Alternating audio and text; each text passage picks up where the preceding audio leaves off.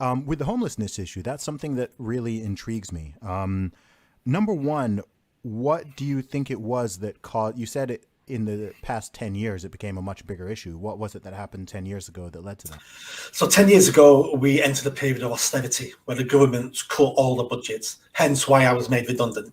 Gotcha. So we came out of the 2008 crash and cuts started coming, and governments and councils, not the council's fault because they get their money from central government, and Manchester Council has had 55% of its budget cut over the last 10 years. So these are huge cuts.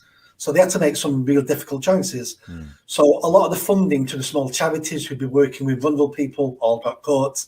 Okay. Some of the services from drug addiction, mental health got cut. Some of the homeless services got cut. And people went bang, bang, bang, bang. And some people found themselves on the streets. Gotcha. And then at the same time, we then had cuts to the police. So people who would be begging all day in Manchester City Centre, we then allowed them to beg all day to buy drugs, which then compounded their mental health issues, which made them then stay on the streets even longer. And it was like a perfect storm. And that's how 10 years ago we developed this huge problem in Greater Manchester. Interesting. I used to go to Manchester quite a lot to sell my CDs in the city center there, so I'm very, very familiar with Manchester city center. Yeah, I mean, homelessness is it's such a tricky one because it's something that's universal and has, as far as I know, has always existed to, at least to some extent. In some places it's awful. I don't know if you've ever been to like Los Angeles or San Francisco or ridiculous there. Like it's not I've like seen, anything. Okay. I've not been there recently. I mean, I've seen some of the Western countries. Like, I was shocked when I saw it in Canada, and I'm shocked when I saw it in Australia, living on the streets. Yeah. I sort of was half expecting it the times I've been to America. I'll tell you, LA and San Francisco are something else. They're something else. I've been to every city in the UK, and there is nothing in the UK that even. I mean, just LA, they have 60,000 homeless. 60,000. And it's not just that they're homeless, it's the levels of drug addiction and the obvious mental health problems. And, I'd never seen people just smoking crack on the street and shooting heroin on the street until I went to California in 2019. Well, come to Manchester, you'll find that now. Really? Really? Open drug injection, open drug dealing. We've got the homeless people fighting among themselves and stabbing each other. Yeah. We've got homeless people with squeezy bottles of bleach.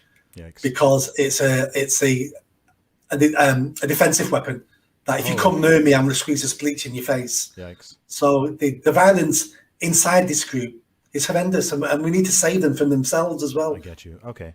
And how are you going to do that? What policies do you have in place to make a real and genuine change there?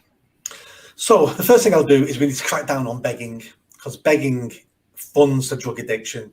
And it's a drug addiction that keeps people on the streets and forces them to turn away support, because all they can think about is, I have 3 more hours now to beg for more money for more drugs because I need more drugs in 3 hours. So I don't want any help and support. I'm concentrating on begging for money for drugs. So we need to crack down on the begging trade. People then will obviously take less drugs, and they'll be in a better position then to be spoken to and hopefully offered help and support. At the moment, we have a one-size-fits-all. So when we're working with rough sleepers on the streets, the councils, other services will say, this is what we can do for you. Do you want it? And the answer is usually, no, I don't want that. So why do we keep offering the same services? What's wrong with these services that people would rather live on the streets and slowly die than take the help and support on offer? And the answer is no customer service, no customer choice. We want to do things to these individuals. I'm going to do this for you. I'm going to do this to you. Well, we should be sat down going, here's your choices. Here's your choices. This hostel, that hostel. You don't want a hostel yet. That's fine. But let's get that leg looked at so you don't have to amputate it. Let's look at getting you some drug support. If you want to stay on the streets for a bit longer, that's fine. But let's start this journey doing something.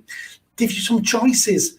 When you get people, vulnerable people, broken people, they've given up making choices in life, and that's part of their problem. And what we need to do with broken people is to give them choices. Sometimes as simple as, do you want a tea or a coffee? It's your drink. You need to decide. And the more they make, and it sounds a bit silly, but the more they make some of these choices, the more they realize, I'm a person. I'm human, and the choices I make affect my life. So therefore, maybe I should make some better choices and think ahead. And this is a slow process. And then some of the hostels we can get people into, some you'd never want to sleep in yourself, because they're dangerous. You're going to get robbed if the violent, strong people dominate. We need to split people up. We need to say to people, you've not got a drug issue, so we're going to move you straight into hostel B, because that's for people with low need. That's for people we can move on really quickly. You need to go to hostel A because it's a lot smaller. There's only 4 beds there. We've got a drugs worker there all the time. And this isn't rocket science. The people who are running the services at the moment in Greater Manchester, the people who have been running them for decades, so they haven't solved it, but we keep asking the same people to keep solving the same problem by doing the same things. And that's madness. They keep getting the same results.